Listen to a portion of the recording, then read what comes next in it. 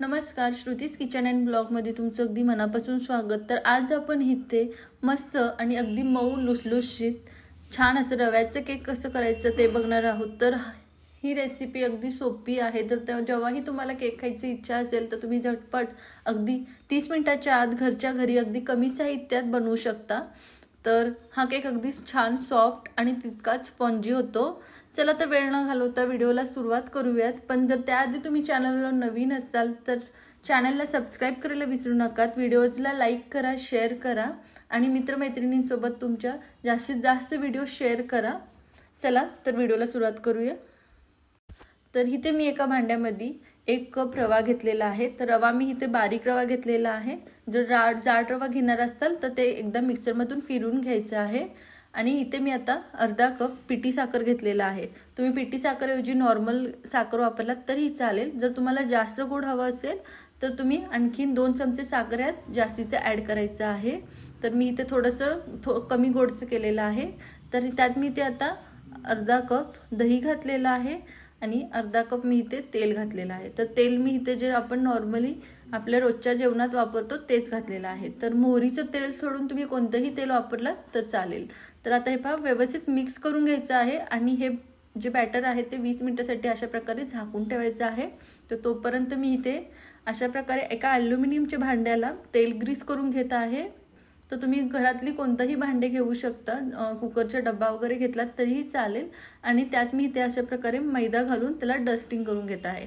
तर सर्व बाजूने आपल्याला व्यवस्थित डस्टिंग करून घ्यायचं आहे, म्हणजे जो आपला केक आहे तो चिटकणार नाही। जर तुमच्याकडे बटर पेपर अवेलेबल असेल तर तुम्ही बटर पेपर ही साईडनी लावून घेऊ शकता, पण मोस्टली बटर पेपर सगळ्यांकडे अवेलेबल नसतो, म्हणून मी इथे मैद्याचं अशा प्रकारे दाखवलेलं आहे। तर आता मी इथे 1 कप टुटी फ्रुटी घेतलेला आहे आणि त्यात मी 1 चमचा इथे गव्हाचं पीठ घातलेलं आहे। तर हे सर्व आपण मिक्स करून घ्यायचं आहे। तर याच्याने काय होईल तर टुटी फ्रुटी जेव्हा आपण बॅटरमध्ये घालतो तर ते एकदम तळाशी नाही जाऊन बसणार, ते व्यवस्थित मिक्स होतील। तर 20 मिनिट झालेली आहेत।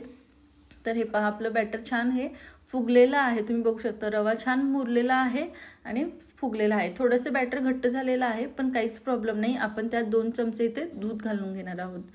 तर 2 चमचे बारीक पोह्याचे चमचे मी इथं वापरलेला आहे आणि इथे आता मी 1 टीस्पून बेकिंग पावडर घातलेला आहे आणि हाफ टीस्पून मी इथे बेकिंग सोडा घातलेला आहे आणि हाफ टीस्पून मी इथे व्हॅनिला एसेन्स घातलेला आहे। तुमच्याकडे व्हॅनिला एसेन्स नसेल तर तुम्ही विलायची पावडर घातलात तरीही चालेल। तर आता हे सर्व आपण व्यवस्थित मिक्स करून घेणार आहोत। तर मिक्स करून घेताना एकच डायरेक्शननी मिक्स करायचं आहे। तर हे आता पाहू शकता तुम्ही आपल्या बॅटरची कन्सिस्टन्सी अगदी परफेक्ट झालेली आहे।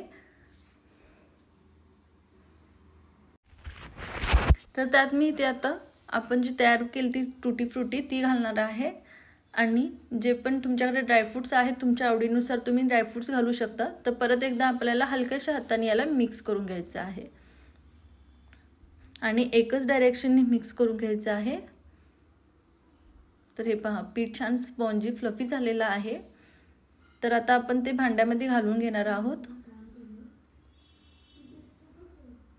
तर मी इथे फक्त रव्याचा केक दाखवत आहे, यात कोणताही मैदा किंवा काही मी वापरलेलं नाही आहे। तर हे सर्व बॅटर व्यवस्थित घालून घ्यायचं आहे आणि त्याला 1 ते 2 वेळा टॅप करून घ्यायचं आहे। तर हे पहा अशा प्रकारे इथे मी टॅप करून घेत आहे आणि मी गॅस ऑलरेडी प्रीहीट केलेलं होतं। तर लो फ्लेमवरच आपल्याला ही सर्व प्रोसेस करताना लो फ्लेमवर आपण तोपर्यंत गॅस प्रीहीट करून घ्यायचा। तर वरून मी परत इथे थोडेसे ड्रायफ्रुट्स आणि थोडेसे टुटी फ्रुटी घालत आहे। तर आता आपण हे कढईमध्ये ठेवून देऊयात। तर प्रीहीट केलेलं होतं कढई ऑलरेडी आणि आता आपण हे झाकून ठेवायचं आहे आणि पहिले 10 मिनिट हे आपण थोडंसं मीडियम फ्लेमवर त्याला बेक करून घेणार आहोत आणि नंतरचे 20 मिनिट हे आपण लो फ्लेमवर बेक करून घ्यायचं आहे। तर साधारण 30 मिनिट मला इथे लागलेली आहेत आणि हे पहा अगदी मस्त छान बेक झालेला आहे। तुम्ही कलर पाहू शकता। तर सुरीच्या साहाय्याने आपण अशा प्रकारे मध्ये सुरी घालून चेक करायचं आहे। तर हे पहा सुरी व्यवस्थित छान क्लीन निघत आहे, म्हणजे आपला केक व्यवस्थित बेक झालेला आहे। जर आणखीन बेक झालं नसेल तर तुम्ही आणखीन 10 मिनिटांसाठी याला बेक करू शकता। तर केक पूर्णपणे थंड करून घ्यायचा आहे आणि नंतर ना अशा प्रकारे त्याचे कडे लूज करून घ्यायचं आहे।